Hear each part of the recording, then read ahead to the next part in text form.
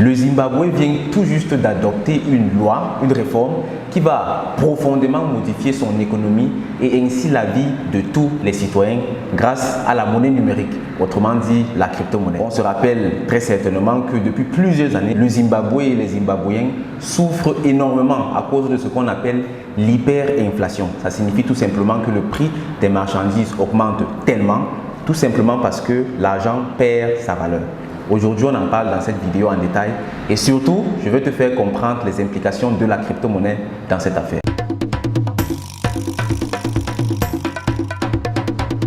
Bonjour ou bonsoir à toi, moi c'est Zangé Nelson, promoteur du CIIA, Crypto Investment in Africa, qui est une initiative ayant pour mission d'informer et surtout d'accompagner un maximum d'Africains dans le monde de la crypto-monnaie en Afrique et ailleurs.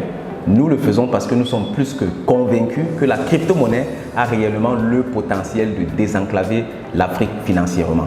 Nous sommes donc pleinement engagés dans ce combat et travaillons à ce qu'un maximum d'Africains le comprennent, l'apprennent afin de désenclaver l'Afrique financièrement.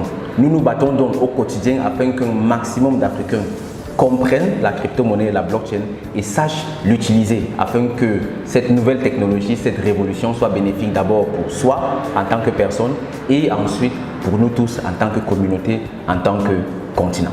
Aujourd'hui, on parle d'un sujet d'actualité. Il s'agit de la crise au Zimbabwe. Le Zimbabwe, depuis plusieurs années déjà, souffre de ce qu'on appelle l'hyperinflation. Si tu ne sais pas ce que c'est que l'hyperinflation, je t'explique. C'est tout simple en fait. La monnaie a une certaine valeur. Ça veut dire aujourd'hui, si je vais acheter un morceau de pain ou bien de la patate, on va me dire ça, une pièce de monnaie par exemple. Et maintenant, quand on parle d'inflation ou bien d'hyperinflation, quand c'est grave, il s'agit tout simplement de dire que la monnaie perd sa valeur. Ça veut dire que si aujourd'hui, j'avais besoin d'une pièce pour acheter une patate, demain, s'il y a inflation, j'aurais besoin de peut-être deux pièces pour acheter la même patate. Donc la valeur de l'argent a considérablement baissé. Et si j'ai besoin de deux pièces pour acheter la même patate, ça signifie tout simplement que l'argent s'est dévalué de 100% en fait. Parce que j'ai besoin du double pour avoir la même chose. C'est ça l'inflation ou plutôt l'hyperinflation quand c'est grave. Et au Zimbabwe, on a connu des hyperinflations qui allaient jusqu'à 600% l'année. Ça veut dire que d'aujourd'hui jusqu'à 12 mois, le prix des marchandises se multiplie par plus de 6. Est-ce que tu imagines ça?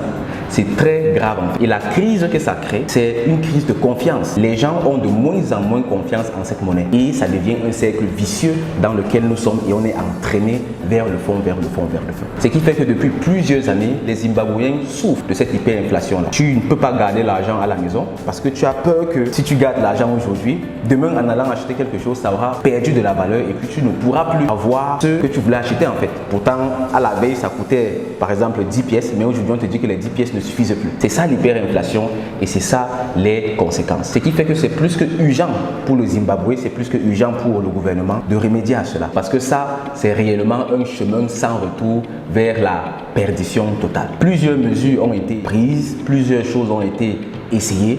Et au final, on s'est retrouvé dans une situation où la population a commencé à utiliser le dollar américain parce que c'est la monnaie la plus répandue et puis la population a eu plus confiance au dollar qu'en leur propre monnaie. Fin des courses, la monnaie du Zimbabwe ne vaut presque plus rien. Tout récemment, la Banque centrale du Zimbabwe s'est lancée sur une toute nouvelle trajectoire, celle de la monnaie numérique.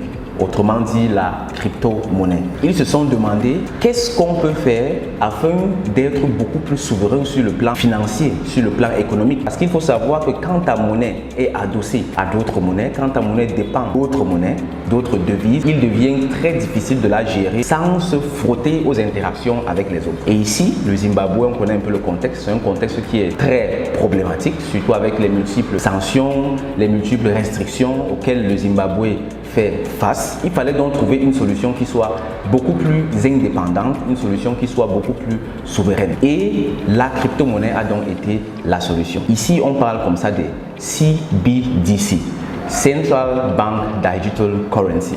Il s'agit donc des crypto-monnaies de banque centrale.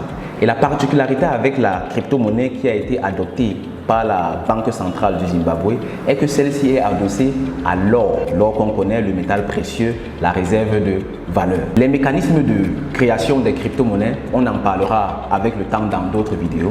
Ici, tout ce que tu dois comprendre, c'est que pour créer une crypto-monnaie, il faut lui donner une valeur. Et la valeur se donne par rapport à quelque chose d'existant, quelque chose de tangible. Il y a plusieurs crypto-monnaies qui ont leur valeur adossée à d'autres monnaies, comme le dollar par exemple. Il y a d'autres crypto-monnaies qui sont adossées à l'euro. Il y a d'autres crypto-monnaies maintenant qui sont adossées à l'or ou à d'autres métaux précieux. Parce que quand tu adosses ta crypto-monnaie au dollar par exemple, tu dépends du dollar et les États-Unis peuvent donc avoir une certaine influence sur toi. Et dans l'optique donc de fuir tout cela, le Zimbabwe a adossé sa crypto-monnaie à l'or. Avec ça donc, qu'est-ce qui va réellement se passer, ou du moins qu'est-ce qui est prévu? Ce qui est prévu, c'est que le Zimbabwe veut pousser la population à échanger leurs billets de banque qu'ils ont actuellement, c'est-à-dire la monnaie fiduciaire, contre cette crypto-monnaie-là. Et cette monnaie, cette nouvelle monnaie est sous deux formes. Il y a la forme numérique avec la crypto-monnaie et il y a la forme physique avec les vraies pièces de monnaie, c'est-à-dire les vraies pièces d'or. Ce qui va donc être fait, c'est que les Zimbabwéens doivent échanger leurs billets de banque qui sont trop beaucoup en fait, qui encombrent,